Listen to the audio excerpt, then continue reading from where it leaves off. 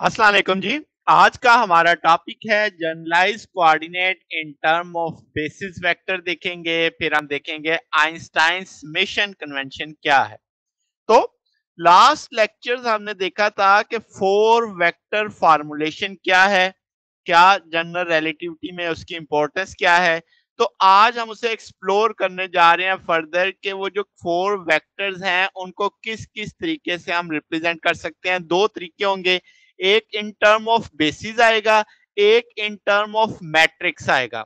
तो अगला lecture matrix की टर्म में हम देखेंगे उसके कोऑर्डिनेट्स को। तो आज हम बेसिस वेक्टर की लैंग्वेज में देख रहे हैं। शुरू करते हैं।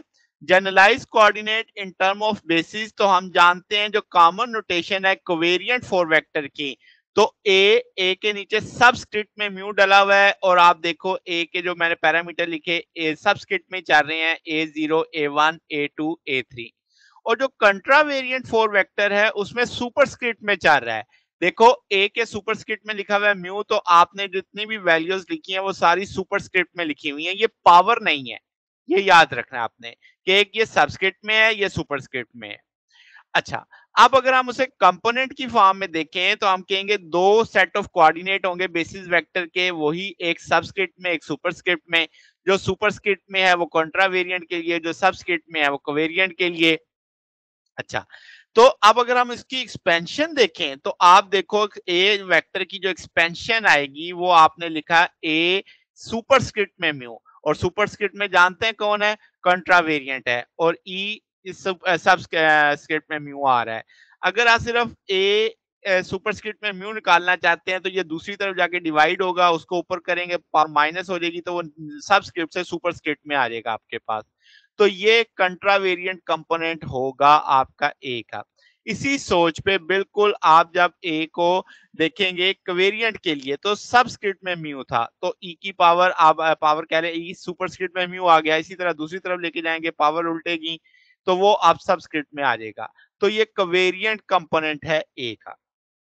अच्छा, अब आइंस्टाइन की समेशन क्या कहती है कि जब आपके सेम इंडिसेस, इंडिसेस क्या है, ये जो आपने सुपरस्क्रिप्ट में लिखा है या जो सबस्क्रिप्ट में लिखा है 1 2 3, ये सारे आपके इंडिसेस हैं। तो जब सेम इंडिसेस आते हैं किसी एक्सप्रेशन में, जैसे आप यहाँ पे देखो समेशन म्यू, ए के सब में म्यू लिखा हुआ है, ई की सुपर में म्यू लिखा हुआ है, तो अब ये चीज मैंने बगैर समेशन के लिख दी, यानी वही चीज है मगर बगैर समेशन के है। तो जैसे मैंने कहा कि राइट हैंड पे कोई समेशन नहीं लिखी हुई, तो इसका मतलब मगर फिर भी है कि समेशन मौजूद है क्योंकि सेम इंडिसेस चल रहे हैं। तो इस चीज को हम कहते हैं समेशन कन्वेंशन, जो हमारा आइंस्टाइन समेशन कन्वेंशन कहलाता है। मगर शर्त क्या है कि आपके एक्सप्रेशन ये तभी लगेगा, ये ताप तभी अप्रोच आएगी जब सेम इंडिसेस होंगे। तो अगर दो इंडिसेस आ गए, जैसे आप इस जगह पे देखिए समेशन म्यू और के साथ वी है, तो आपने उसी तरीके से ए के सबस्क्रिप्ट में म्यू वी आ गया और ई की सुपरस्क्रिप्ट में म्यू और ई अलग अलग आ गया, तो आपने बगैर समेशन के उसे लिख दिया। तो इसे हम कहेंगे मैच्ड पेयर होंगे सुपरस्क्रिप्ट और सबस्क्रिप्ट इंडिसेस के। तो इनको हम डमी इंडिसेस बोलेंगे, ठीक है। जब समेशन हट जाती है तो तब डमी इंडिसेस।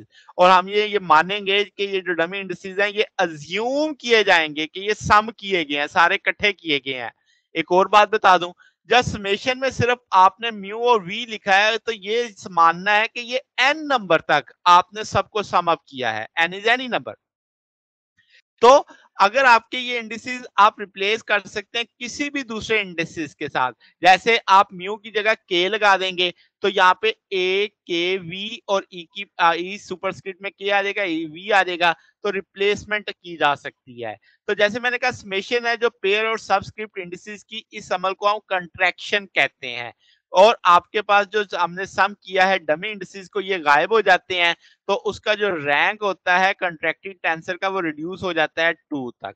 अच्छा, अभी आगे चल के ये एंड पे हमें समझ भी आएगी बात, इसका क्या मतलब है। अब ये बड़ी अहम बात है, जब सेम इंडिसेस हो तो आप एक सिंगल टर्म में उनको एक से ज्यादा दफा इस्तेमाल नहीं कर सकते। कैसे?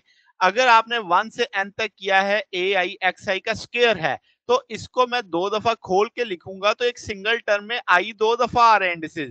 तो अब हम इसे ऐसे नहीं लिख सकते, हमें इसे लिखने के लिए इंडिसेस को चेंज करना पड़ेगा, xi xj आ जाएगा। तो इसका मतलब दो या दो से ज्यादा डेमी इंडिसेस के लिए डिफरेंट लेटर यूज किए जाएंगे। बात समझ आ गई? फिर जैसे मैंने कहा था ना रिप्लेस कर सकते हैं, तो वो रिप्लेसमेंट वाली एक तरह से एग्जांपल है ये। फिर एक तो डमी इंडिसेस हो गए जिसकी समझ आ गई, एक है फ्री इंडिसेस जिनकी समेशन नहीं की जा सकती, वो हर एक टर्म में अलग अलग वैल्यू रखते हैं, तो इसलिए हम उनको सम नहीं कर सकते, समेशन का नहीं लगा सकते। मिसाल के तौर पे अगर हमारे एक्सप्रेशन में म्यू फ्री इंडिसेस है तो ए म्यू जी आपके पास सुपरस्क्रिप्ट में म्यू वी ए वी आ जाएगा, तो अब आपके इसके साथ समेशन नहीं लगी हुई। अच्छा, अब अगली चीज बड़ी अहम है, वो है स्केलर प्रोडक्ट ऑफ दो वेक्टर जो आपके कंट्रावेरिएंट और कोवेरिएंट में हो सकते हैं। ठीक है, तो आप ए डॉट बी देख रहे हैं तो जी सबस्क्रिप्ट में म्यू वी है, आप ए की सुपर में म्यू है, बी की सुपर में वी है, तो आप इसको उल्टा भी करके लिख सकते हैं, तो ये बराबर ही रिजल्ट आएगा आपके पास। अब एडवांटेज क्या है कि दो टाइप के टेंसर कंपोनेंट लेने का, कि आप जब दोनों को यूज करोगे तो प्रोडक्ट सिंप्लीफाई हो जाएगा। कैसे, जरा देख लेते हैं। ए डॉट बी आपने ए की वैल्यू डाल दी, बी की डाल दी, उनके जो आपके पास बेसिस थे उनको इकट्ठा किया तो वो वैनिश हो जाएंगे। तो ये चीज जो यहाँ पे लिखी थी कि आपके जो डमी इंडिसेस हैं वो वैनिश हो जाएंगे और आपका जो टोटल रैंक है वो रिड्यूस हो जाएगा। तो इस तरीके से आप इसे लिख सकते हैं। तो जवाब आपका ये दोनों सूरतों में लिखा जा सकता है। तो ये हमारे पास आज का टॉपिक था। अगर आपको इसमें कोई बात पूछनी हो, डाउट हो, तो नीचे कमेंट्स में पूछ सकते हैं। वीडियो अच्छी लगी हो तो वीडियो को लाइक कीजिएगा, दोस्तों के साथ शेयर कीजिएगा, चैनल को सब्सक्राइब कर दीजिएगा। अब तक के लिए इतना ही, बाकी इंशाल्लाह फिर नेक्स्ट देखेंगे। ओके, अल्लाह हाफिज।